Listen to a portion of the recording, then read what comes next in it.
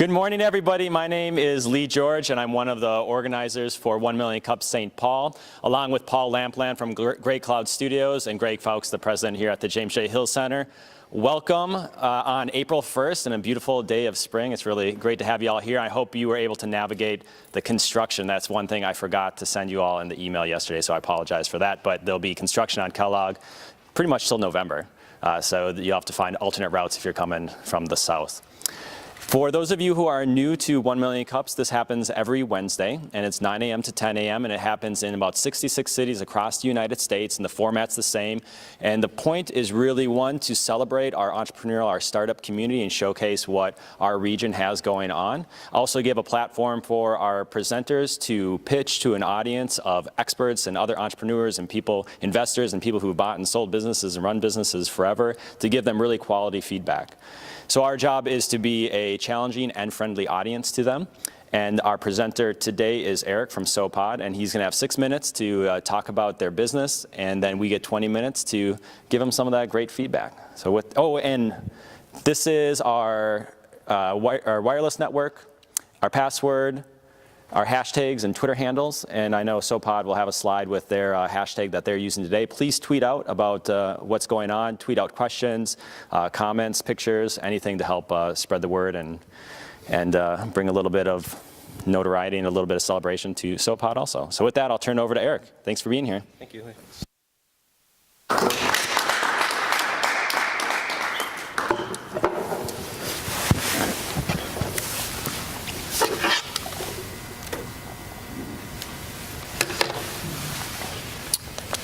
1 minute, please.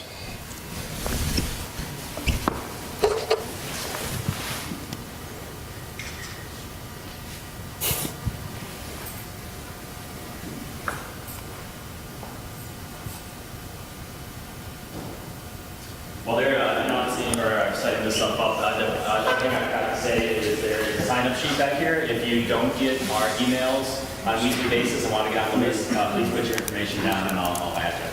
Also, we have some brochures up there over by the coffee if you want to grab one. It tells you a little bit about like our struggles and our successes throughout this process, and then a little bit more information about each one of us on the back. Okay, well, with that, we are Team SoPOD. My name is Eric J. Wenz. This is AJ Lynn. Unfortunately, Ann True, our third member, couldn't be with us today. She has class. All three of us are students. She has class? Yes. Are we doing it for that you don't? Not until later today. So, but we're all seniors at UWRF. AJ and I major in business administration, and Ann majors in chemistry. By the way, SoPOD itself does not have a website or Twitter account as of yet. That is in the works. So if you want to use Twitter today, please, these are our Twitter names, and also please hashtag Team SoPOD to get the message out. So what is SoPOD? Well, let's just start with the nuts and bolts. This is SoPOD right here. Come on. April Fools. April Fools. All right.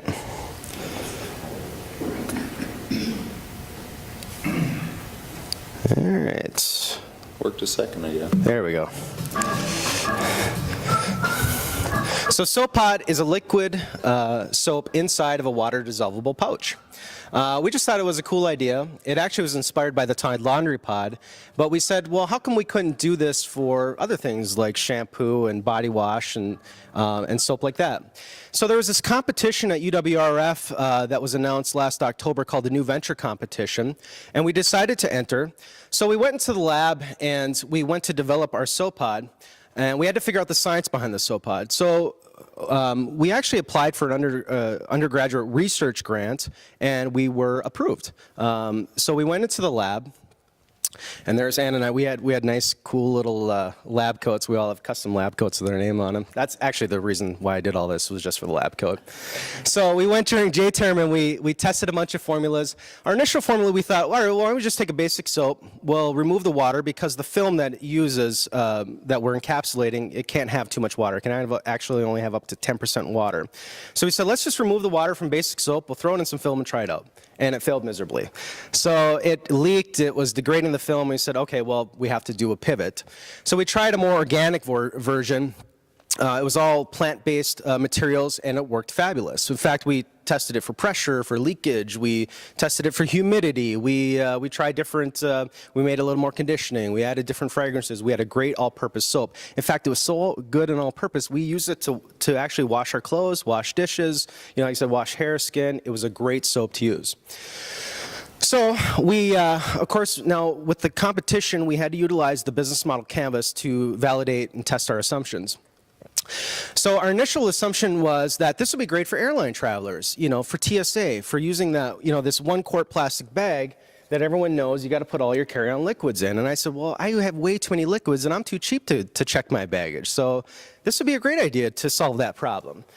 We went out, we talked to 35 people, we got a permit to interview down at the airport, and we heard the same thing over and over, which is, yeah, we know about TSA's rules. That's why we use the soap at the hotel. And we're like, no. These are probably our users, not our customers. So we said, all right, let's go talk to hotels. So we went and talked to all the major chains, corporate-owned, independent, franchised, and we started to hear 3 major pains that all the hotels were having. So number 1, every hotel has some type of green program that they're subscribed to, either corporately or through a third-party green program, and they all have different metrics that they have to meet for each hotel. So on top of that, we went in and we talked to the cleaning staff. In fact, I got embedded with one of the cleaning staff, and we found that these little bottles of soap that are in the hotels, they're just throwing them away at the end of a guest stay. So every night they just throw everything away, whether it's open or not, because they don't have time to sit there and discern whether this is new or this is unused. They just throw in the garbage. So it's a ton of waste. And on top of that, of course, they're paying for that. They're paying anywhere from about 30 to 60 cents per unit, for all that waste, whether it's new or not. So we said, okay, well, why don't we target our customer segment a little bit more? Because if we're going to go scale on this, let's focus in on someone that can actually bring this to market. We focused in on IHG. Now, that's the largest chain of hotels in the U.S. They own all the Holiday Inns. But the reason we picked them is this. They have very aggressive sustainability goals.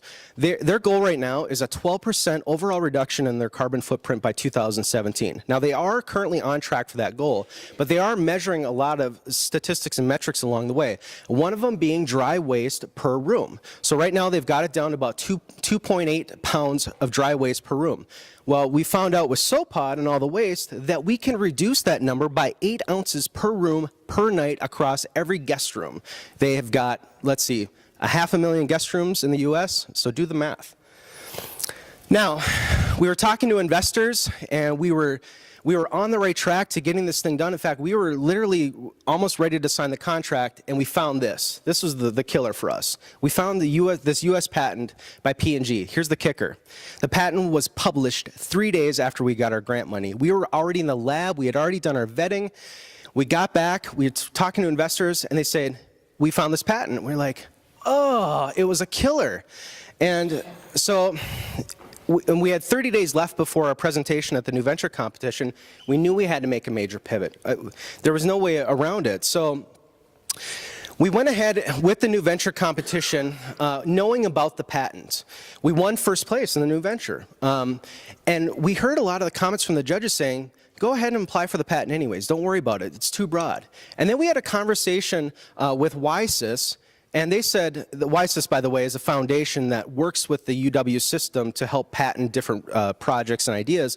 And Jennifer Cook, their lead patent expert, said, this patent's not going through. Your guys are going to be fine. Don't worry about it. Partner with us. We can get it done. So now we're going to be presenting at the Wisconsin Big Idea Tournament Finals next week, April 11th. So we're going to possibly partnership with WISIS. We haven't signed the paperwork yet. We're still looking at it. We are also looking at possible other venture capitalists or even crowdfunding the idea. So, and I know Lee is going to ask me today, what do you want from this community? What can we do for you? We really need your support. First of all, for the tournament, hashtag Team SoPOD, follow us on Twitter. We're going to be sending out updates. They're going to actually have the presentation web stream online next Saturday morning. I believe it starts at 9 o'clock. And honestly, if you know about patents, if you want to work with us, we're open to ideas. We're open to more partnerships and strategic alliances. So with that, if you have any questions, we'll take them. So we have a patent attorney in here. Is that was one of our presenters a while back that was very low cost, that kind of stuff, just if you want to run into a game or anything else, I'm sure you're all. Did he work with the Minnesota Inventors Congress? I've heard, was his name Mike? I can't remember. Okay. Someone had mentioned that before to us, and he said that to initially look at things, it's very low cost. Yeah, okay. Just we'll see if Okay. later if it helps out. Just out of curiosity, how would it be manufactured? It would actually be manufactured through a process called a vertical fill, form, and seal machine. So essentially, do you know how ketchup packets are made, or do you know the idea of a ketchup packet? So a line of film would go down an injector, and it would inject our solution into the packet and then heat seal it. Yes? Do you have any clients, any customers buying? Would you work through the distribution strategy yet? Right. So there's two models for distribution when it comes to hotels. There's a direct model where a corporate-owned hotel or like Holiday Inn does all their own distribution. So you work through an exclusive deal with them. The other model is through what's called a preferred vendorship through wholesale, and that's for more the independent, the mom and pop, or the franchisees. But we've learned that that's a very hard channel to get into. And even though you're in the channel, doesn't mean they're necessarily going to pick your product. They have other products they can pick on that list. So that's why we felt that going with someone like IHG, where they have aggressive goals, that this would be a good product market fit for their model. When you talk about all this with people, what is their feedback now? What are their obstacles about going forward with it? Well, to be honest, the biggest thing was the patent, because when we learned about the patent, we were literally in meetings with potential investors. In fact, we were writing up contracts going to make deals. So, and then the investors basically told us, you're done. If you go against P&G, they're an $80 billion company, they're going to kill you. And we were scared. I mean, we're college kids, I mean, we sound naive. I mean, we did our homework, but, honestly, I'm sorry, what was I going to say? I completely spaced out. Just some of the things when you're talking to people. Oh, yeah, so we heard things like game changer. In fact, I'll give you a real quick story. So we were at a luncheon with one of our potential investors, and he knew the owner of the restaurant we were at. So the guy comes by, he's like, hey, Tom, what are you doing? He's like, what are you guys up to? And I didn't want to tell him too much. He goes, just tell him what you're doing. So I showed up, we had a sample of our product. He's like, does it work? And I'm like, yeah, it works. And he says, well, let's go try it. We walked to the back of the kitchen to like one of their hand sinks, and his face was like this, but when he did it, that video, his eyes lit up. And he goes, he didn't even say what. He goes, how much money are you guys gonna need to get this thing going? That was his quote.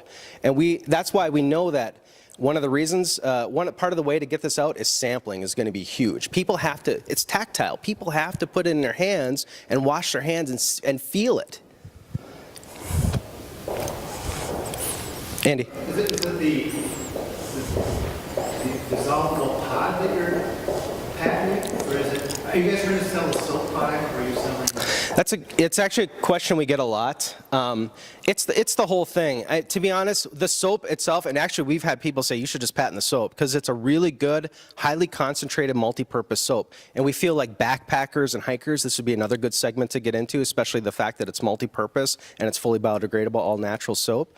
But it is the whole unit as one. And to be honest, it's pretty easy to. I mean, it's two things that you could put together pretty easily. In fact, we've said, people told us P&G could do this in 5 minutes. They could have this thing done, So yeah, it is the whole packaging and the soap inside. Have you thought about going to like the Veda or some of these organic soap companies and saying, we've got this technology that you can put your soap in? Yes.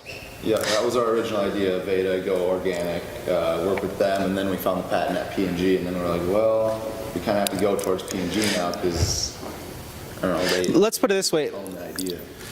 We also knew that one of our saboteurs was the private soap company, the private label that works with Holiday Inn, right? So we said, if we have the patent, we go to Aveda, we go to the private label, we say, hey, just reformulate it, we'll give you the key, give us a royalty, we're done. Yes? I don't really understand what you do, and by extension, I don't understand what the patent is. Are you working with the soap within the packet? Are you championing the packet? Are you championing the thing? Right. Are you championing the technology to create it and then white label it for other people? Right, so going back to P&G's patent, it covers everything. They're very broad. Now, here's the thing. P&G redid their patent because the Tide Laundry Pod patent is set to expire next year. So we learned that basically they redid their patent in broad spectrum, the whole thing. So they actually they're in their patent talks about the film, talks about the contents inside, including all the fillers, all the conditioners, everything. Talks about the process on how to make it. But what Jennifer Cook told us is if you're specific in what it actually is and does, so in other words, if you talk about the highly concentrated, the multi-purpose soap, which P&G doesn't talk about in their patent, that's where our patentability will lie. Yes? You have such a fantastic opportunity to get this out from a groundswell. Large organizations are going to take notice when you've got all of a sudden 5 million friends on Facebook or what have you. Yes. I would think that you have a really great niche with like Airbnb, and just start with some of the local B&Bs in your neighborhood. Just go in there and just say, we want to provide this product for you, it's very inexpensive, and we would like to use your satisfaction. Your ROI is our sales pitch, in essence. So you need to get some buzz before you do anything as far as go, say, look at this, we've gone to 7 locations, here's what our numbers are, here's what the reviews are, they love it, and look at how scalable this is, it's so easy to ship, it's easy to package, whatever. You need to get some buzz like that, and that needs to be like the first thing you do. Yeah. Worry about the patent later, because that's not going to matter to the B&Bs. But man, this is your season. This is summer. This is where all the Craigens, all these lodges fill up. Go and make them the deal of a lifetime and say you can be the first. Yeah, yeah. Right, and that's is the branding opportunity. We put SoPOD out there, but you can put your name on there. It's, so-and-so sponsored by SoPOD, or you know what I mean? You put that on that label and say, here, you can also brand your hotel with our brand new technology showing that you're an innovator, Yeah, exactly. Is there any value in talking to companies like SoftSoap or Ecolab? We have not explored that option, no, but that's good feedback. Thank you. What's your next step after the conference? So it depends on what happens there. So we're going to gain a ton of exposure. We're actually getting some media attention. There's an article that's going to come out on us with the Pioneer Press. We just were contacted by Channel 5 News, so we're going to have some exposure opportunities. And I guess, to be honest with us, we're going to wait until what happens with the competition. Our mentors, we have a lot of them, and advisors have said, in fact, I'll use the quote that I used this morning. He said yesterday, unless they come up with a cure for cancer, you're going to win this competition. Now, I'm confident we're going to do well. I don't know that confident. But if we do win, we move on to the international competition. We get tons of grants, tons of exposure, and then the sky's the limit. I mean, I think our opportunity is set at that point to actually scale this thing. But good question, thanks. So you're talking about the institutional market. Have you looked at the consumer market? Yes, and this is kind of how we feel that the play would go on scalability. So one, you scale with a massive partner. I know about the Airbnb, get the buzz, and then scale with a massive partner. But I think on the backs of that, and what we learned about backpackers, where do they get their soaps? They just steal it from the hotels. What a hell of a marketing thing. Now they got our branded soap in their backpack already, and they go, oh, well, this is cool. So I think piggybacking off an exclusive deal maybe for a year just to get in the hotel, and then we say, okay, now we start hitting some retail. We hit the backpacker segments. We heard people say, this would be great for kiosks or vending machines. How about for our local gym? We had a lady that ran a gym said, yeah, I could put this in, my little things. They could take it for the locker rooms. Prisons, military, you could put in your backpack, basically our customer segment is anyone that uses soap. I know, but what I'm pursuing is, what have you built into your plan for marketing costs? You're going to need this marketing. Right. And so one of the things we learned right away is especially when hotels launch some type of new initiative, they have tons of placards and signage, right? And so we made an example like, yeah, this hotel uses SoPOD, and this is why we do it. We want to save waste. We've got 32 million tons of, municipal solid waste stream as plastic. So we want to reduce that. So marketing absolutely is huge. And that's part of our fixed cost model is that, yeah, we're going to have to spend a ton on marketing. So absolutely. Heard about the Chinese? In what context? They knocked off everything. Yeah, no, we've heard that. So my suggestion would be to go to the private label show and look at all of the products that are out there and consider sourcing in China and get to your damn lowest cost. Yeah. Thank you. Good feedback. Lee? Just a couple thoughts or questions about behavior and our behavior around how we actually wash our hands. And that has to do with the technology to dispense this product. And so I know you've done some tests, but like how, like I backpack. So if I have a bag of these, my hands are wet, I reach in to get one. They all dissolve. And then also like you're kind of talking, you wet your hands, you put soap and then you lather and you rinse. Yes. The behavior change of having to have dry hands to pick it up. Yeah, so just so you know, for the hotel side, we've developed our hotel pack. It's a 2-pack of SoPODs. It does have some resistance to outside wetness. You can touch it with wet hands, depends on the size of the film that we use, but we have tested it for some wetness and humidity resistance. For backpackers, hikers, and this kind of goes to the outside of the funnel, the ancillary services, we could have like a rigid case. We could also do, we're talking about doing like a puff or a sponge with a pocket inside, a SoPOD, a delivery method, right? So if you like, the sponge or the puff or whatever you want to use, nice little pocket, you throw it in there, it's all branded SoPOD. You put it in your SoPOD case and put it in your SoPOD travel bag and, absolutely. Yes? Where do you got on this process? Is somebody Okay, so at this point, we've had informal talks with WISIS. We're working at filling out the IDR. We have not signed a contract with WISIS yet, because the minute we do, we go in agreement where they're going to take a large chunk of what we do and give us a check on the back end for a very small percentage. That is one model. To be honest, I have a pregnant wife at home and a family to feed, so I can't go on the entrepreneur route, on crumbs for the next 2 years. She keeps telling me, when are you going to make a paycheck? So, if we get some solid funding, I think we could, within a year, we could probably scale this through on our own with help from mentors and some other advisors. But the WISIS model is very quick. We literally just hand over the paperwork, all the documents. They say, we'll take it from here, we'll ask for your input, and we'll get this up. Yeah, they front all the costs. They have all the connections. They have a proven model for many years, so they've worked with many other departments within the UW system, and yeah, it's a proven model. Is it necessary to do extreme temperature testing? Yeah, it actually, we froze it. It resists freezing, and it can go up to 200 degrees, the film can, before it actually degrades. And it was like 98% humidity is what we Yeah, for 3 days solid, under 90, it was fine. Do you have other products on the drawing board? Absolutely, we always do. Yeah, because then if you sell on retailers, you can't just come in with one product. You Yeah. have to come in with a line. Like I said, we talked about the ancillary side, the case for it, the delivery method for it. We've talked about doing different SKUs as far as one for shampoo, maybe one for conditioner. We like the multi-purpose soap. Some people, we found a lot of people still, some are very brand loyal to one specific thing, whether it be shampoo or conditioner or whatever. But overall, we found that people in a pinch, especially frequent flyers, like, in fact, a pilot was even like, I don't even carry it. I just use the stuff at the hotel. So that was kind of the theme that we heard. Yeah. It sounds a little obscure, but is the casing edible? It is. It's actually interesting you mention that. One of the companies that we obtained or sourced our film from is coming out with a new food grade film that, yes, is edible. And that was one of the features too, is because with as you know, with the Tide laundry pod, or may not know, they've had a lot of suspect about children eating the pods. Well, ours is, I wouldn't say you can just down them like candy, but it's probably not going to kill you. They're non-toxic. It's all plant-based ingredients. So. Yeah.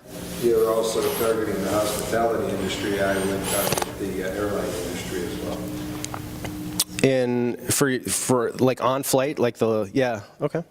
We also looked at cruise ships too, because cruise ship space is a premium. I mean, at a premium. And I know we could probably sell this at a premium and say, look, you can dump this in the ocean and you're going to be okay. Locally, you're so blessed. Some countries here will just walk in and say, "We're going to revolutionize, again, go local and then branch out and get a huge following. And we even looked at that too. In fact, one of the potential investors that we talked to had an in with Carlson. He said, we could do this on a local, get into like a couple Radissons and just keep it local so we can focus in on numbers, get a lot of feedback, get that loop going and then kind of tweak it from there. So yeah, I think and then he goes, oh, well, you got this patent, so sorry, we'll wait until you get your stuff figured out.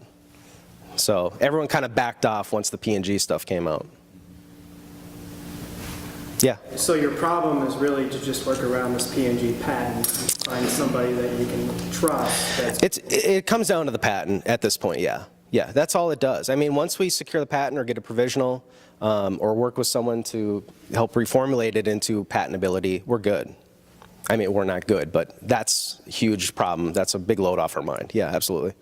Yeah. Marketing costs built into your program? Not a,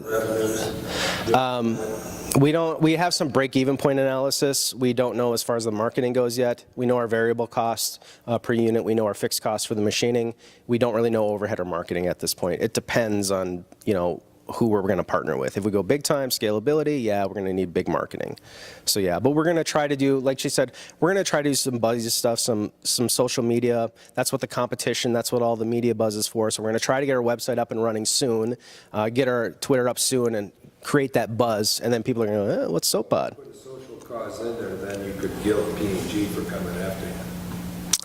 Yeah, and actually, funny because Jennifer Cook, we were on a conference call with her. She goes, P&G is not going to come after some kids at college trying to save the planet or whatever. And she made it all, and we're like, okay, hopefully not. Yes. I don't have you projected out the cost per unit and the price that you're selling it. Yeah, at scale. So the cost per unit right now is roughly 8 cents, a little short of that. That's for 500,000 units, and that's for us producing it in-house with our own machining equipment. Now, we actually have possibly a partner that's going to rent us or lease a space. He actually wants the machine for something else, so he said, well, why don't you buy it and I'll house it for free. So that's for us doing our initial run for 500,000 units, and that's us doing the own production too. Now, if we outsource it, we haven't done the full cost on it, but it's probably going to be slightly higher, my guess, and we know the fixed cost for the machine. So that's, again, for 500,000 units. Yeah. What's the composition of the ingredient? That's a trade secret. So whoever you're sourcing that material from could become your business partner. Possibly. We've actually been in talks with one of the largest private label soap manufacturers in the U.S., BPI Labs. In fact, it was interesting. They called us. This thing's been kind of leaking out. Pardon the pun. But yeah, no, and he actually signed an NDA, which some people say, well, an NDA doesn't mean anything. But yeah, he's like, oh yeah, and that's where we got the 500,000 unit, the quote from. So, yeah. You sell something to use it out of, or if I buy it, do I have to provide like a bowl or a... Again, we're going to, the hotel packs that we're doing right now are 2-packs.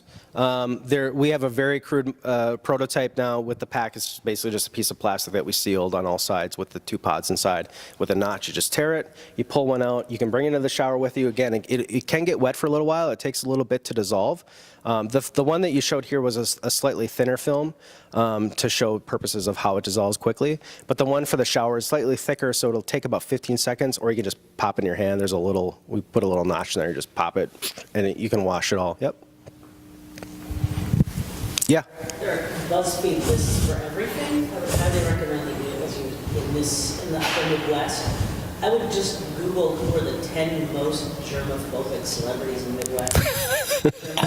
And just send them a packet and say, you know what? We'd love it if you give us feedback on your product. And then just start a conversation. So radio people, a lot of people are just nuts about it. You just go out and put it in there. Sure. Let them start talking. Yeah. Yeah, we definitely have to figure out how to get the product out there. Again, I think we're gonna wait until after next week's competition, just so we get more exposure, more feedback, and then we're gonna, depending on how that goes, we're really gonna start to ramp up at that point, and it's gonna go quick. We know it. So yeah, getting the product out there is definitely gonna be huge. Anybody else? Yeah, absolutely. Agreed. Yep. Yeah, and again, going back to the WISIS model, that might be our last chance, Talk to some other attorneys and see what their honest opinion is, get a few. Most of them will look at it for free, Yeah. For something else that you're gonna have. True. And if it seems like Weiss is doing the right thing, you want to talk to them. Yeah. To get this thing off the ground, you can do a lot of legwork for Procter & Gamble, you know, and Right, and actually one of the ideas was partnering with Procter & Gamble. They have a Connect and Development program for young innovators and entrepreneurs. And we know that their patent doesn't, I mean, it covers this, but they never specify that. They never tested it. We've done it on our own, you know. I partner with Walmart. With Walmart? Yeah. And get screwed on costs? No, they would partner up with you. Same innovative concept. You give Walmart that product, you won't have to worry about production. I don't have to worry. Or money, yeah, or my pregnant wife, yeah. You don't think Walmart's bigger than Procter & Gamble? I don't think it's really sort of the Procter & Gamble does. I just don't know. Walmart wants to sell You hit Walmart against Procter & Gamble on a marketing war, Walmart will win. Yeah. Yeah. It's a good point, or Dial, right? Yep. Yeah, Mike? It strikes me that the problem with the patent issue is you're not going to have clarity on it anytime soon. Right? I mean, you can get opinions, you can get the stuff filed, but challenges can happen Sure. years from now. Yeah. Your path is the same whether you get a patent opinion from 17 attorneys or, right? I mean, you've got the same challenge regardless. Yeah, absolutely. That's why you need to pick a partner who can afford to fight the patent war for you. If someone finds us a partner, we're open to listen. Believe me, yep. All right, great. And our last question always after all this feedback is, what can this community do for you going forward? Yeah, again, I think the patent issue obviously is huge, so your feedback on that, anyone that you know, anyone that possibly wants a partner, and again, we'll tweet out the new the WBIT tournament, so please support us, send out that hashtag, get us some exposure, watch the news feed, get the paper feed, and yeah, support SoPOD, because we think we got a winner, so. In fact, I should say we know we have a winner. Thanks.